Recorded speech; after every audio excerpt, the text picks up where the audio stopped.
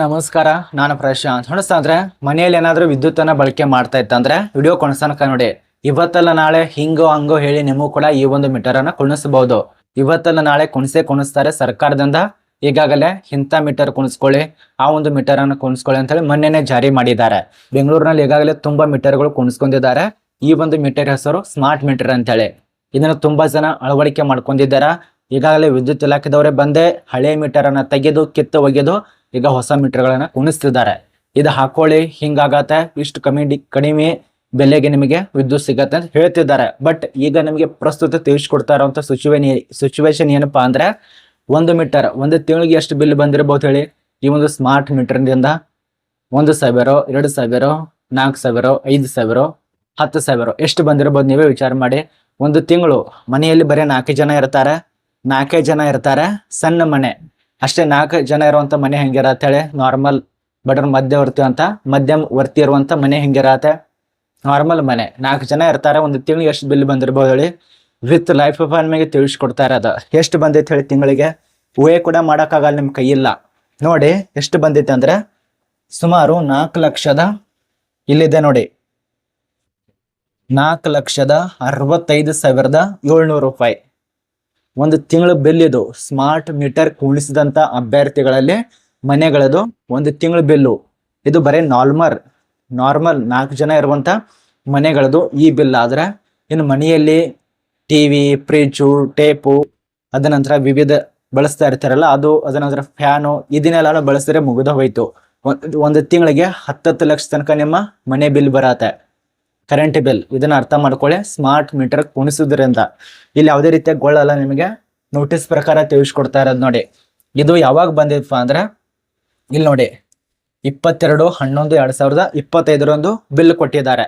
ಅವ್ರಿಗೊಂದು ಡೇಟ್ ಕೊಟ್ಟಿದ್ದಾರೆ, 12/12/2025 ಈ ಒಂದು ಬಿಲ್ಲನ್ನ KB ಇಲಾಖೆ ಅಂದ್ರೆ ಕರ್ನಾಟಕ ಬಗ್ಗೆ ನಾನು ತಿಳಿಸ್ಕೊಡ್ತೇನೆ ಮುಂದ್ಗಡೆ.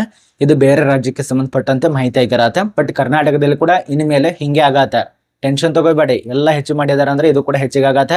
ನಿಮಗೆ ಗೊತ್ತಾಗಲ್ಲ. ಇಷ್ಟು ಬತ್ತಂದ್ರೆ ಮುಗ್ದ ಹೋಯ್ತು. ಮನೆಯಲ್ಲೇನೆ 10,000ಕ್ಕೋ 5,000ಕ್ಕೆ ದುಡಿಯೋರು ಇರ್ತಾರೆ.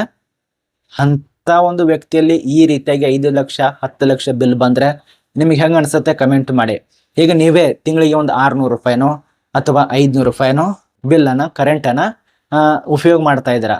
ಅದೇ ಜಾಗದಲ್ಲಿ ನಿಮಗೆ ಒಂದು 10 ಲಕ್ಷ ಬಿಲ್ ಪಾವತಿ ಬತ್ತಂದ್ರೆ ಹೆಂಗಿರತ್ತೆ ನಿಮಗೆ? ವಿಚಾರ ಮಾಡಿ. ಊಹೆ ಮಾಡಕ್ಕಾಗತ್ತ? ದಂಗಾಗ್ಬಿಡ್ತಾರ ನೀವು. ಇದು ಎಲ್ಲಿಂದ ಹೆಂಗ್ ಬತ್ತಂತ ಹೇಳಿ. ಇದಕ್ಕೆ ಮೂಲ ಕಾರಣ ಸ್ಮಾರ್ಟ್ ಮೀಟರ್. ಇದನ್ನ ಅರ್ಥ ಮಾಡ್ಕೊಳ್ಳಿ. ಸರ್ಕಾರ ಹಂಗ ಹಿಂಗ್ ಹೇಳಿ ನಿಮಗೆ ಮೋಸ ಮಾಡ್ತಾ ಇದೆ. ಇದು ಕರ್ನಾಟಕ ರಾಜ್ಯದಲ್ಲಿ ಇನ್ಮೇಲೆ ಬರತ್ತೆ. ಬೆಂಗಳೂರಿನಲ್ಲಿ ಈಗಾಗಲೇ ಕುಣಿಸ್ಕೊಂಡಿದ್ರೆ ಮತ್ತು ಕುಣಿಸ್ಕೊಂಡವ್ರು ತುಂಬಾ ಜನರಿಗೆ ಈ ರೀತಿಯ ಸಮಸ್ಯೆ ಆಗಿದೆ. ಇದು ನಾನು ಸ್ಮಾರ್ಟ್ ಮೀಟರ್ ಬಗ್ಗೆ ಹೇಳ್ತಾ ಇರೋದು. ಇದು ಬೇರೆ ಒಂದು ರಾಜ್ಯದಲ್ಲಿ ಬಂದಿರುವಂತ ಮಾಹಿತಿ. 12/12/2025 ಪಾಪ ಅವರು 4,65,700 ರೂಪಾಯಿ ತುಂಬಿ ಅಂತೇಳಿ ಅವರಿಗೆ ಲೆಟರ್ ಕಳಿಸ್ಕೊಟ್ಟಿದ್ದಾರೆ. ನೋಡಿ, ಹಿಂಗಾದ್ರೆ ನಮ್ಮ ಒಂದು ಭಾರತ ಎಷ್ಟು ಮುಂದುವರಿಯಬಹುದು? ಬಡವ್ರನಿಂದಾನೆ ಇಷ್ಟು ರಕ್ತ ಹೀರಿ ಇವರು ತಿಂತಿದಾರಲ್ಲ, ಇವರಿಗೆ ನಾಚಿಕೆ ಮಾನ ಮರ್ಯಾದೆ ಏನಾದ್ರೂ ಇದೆಯಾ? ಮೊದಲು ಎದಕ್ ಬೇಕು? ಹಣ ಲೂಟಿ ಮಾಡ್ತಾ ಇದೀವಿ, ಇದನ್ನ ಕುಣಿಸ್ಕೊಳ್ಳಿ ಅಂತ ಹೇಳಬೇಕು. ಅವ್ರಿಗೆ ಗೊತ್ತಾಗತ್ತಲ್ಲ ಮನೆಯವರಿಗೆ. ಇಷ್ಟಿದೆ ನಮಗೆ ಬೇಕಂದ್ರೆ ಕುಣಿಸ್ಕೋತಾರೆ, ಹಣ ಜಾಸ್ತಿ ಇತ್ತಂದ್ರೆ. ಬೇಡ ಅಂದ್ರೆ ನಾ ಬಡ್ರಿ ಇದೆ ಅಂದ್ರೆ ಅವರು ಹಳೆಯ ಒಂದು ಮೀಟರ್ ಇರತ್ತೆ, ಅದರಲ್ಲಿ ಉಪಯೋಗ ಮಾಡ್ಕೋತಾರೆ.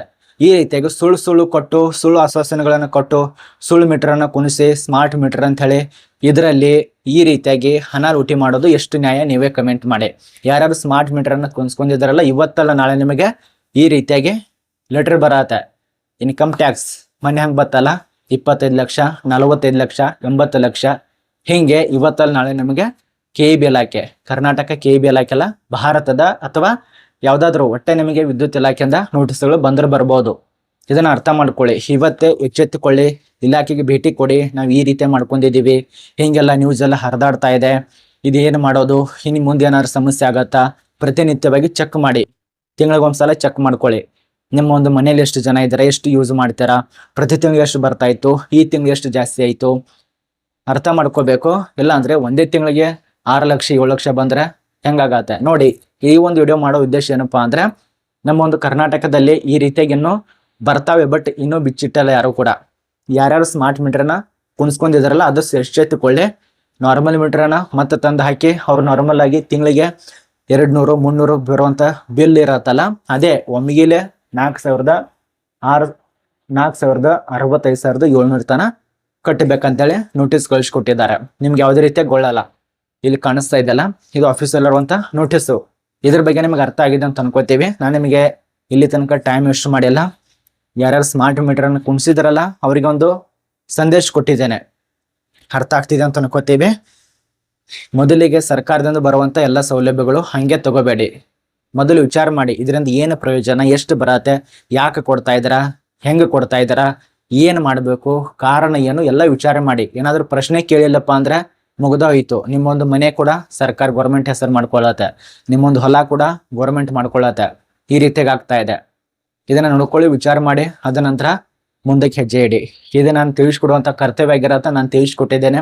ಯಾವುದೇ ರೀತಿಯ ಗೊಳ್ಳಲ್ಲ. ಆಫೀಸಲ್ಲಿ ಇರುವಂತ ಮಾಹಿತಿ ಪ್ರಕಾರ ನಾನು ನಿಮಗೆ ತಿಳಿಸ್ಕೊಟ್ಟಿದ್ದೇನೆ. ಯಾರ್ಯಾರು ಸ್ಮಾರ್ಟ್ ಮೀಟರ್ಗಳನ್ನು ಬಳಸ್ತಾ ಇದ್ರಲ್ಲ, ಎಚ್ಚೆತ್ತುಕೊಳ್ಳಿ, ಮುಂದುಗಡೆ ಬರಬಾರ್ದು ಅಂತೇಳಿ ಮಾಹಿತಿ ನಿಮಗೆ ತಿಳಿಸ್ಕೊಟ್ಟಿದ್ದೇನೆ.